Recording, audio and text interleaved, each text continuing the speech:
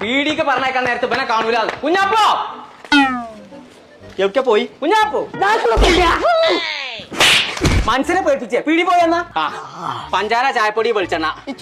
അതെ, പഞ്ചാര ചായപ്പൊടി വെളിച്ചെണ്ണ, ഒരു ലൈസും. ബാക്കി അവിടെ എഴുതാൻ പറയാം. അതൊക്കെ പോലെ പീടിന്ന് അറിയാത്ത ആരെങ്കിലും മുട്ടായി വാങ്ങി തന്നാ തിന്നരുതേ.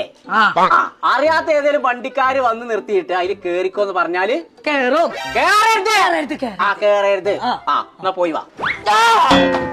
തവളെ പഞ്ചാര ചായപ്പൊടി വെളിച്ചെണ്ണ ലൈസ്. പഞ്ചാര ചായപ്പൊടി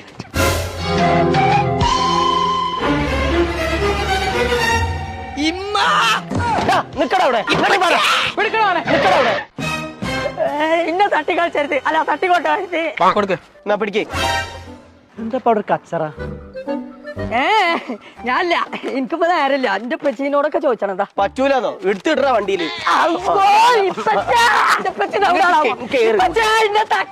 ആ കുഞ്ഞാപ്പനല്ല തട്ടിക്കൊണ്ടുണ്ട്.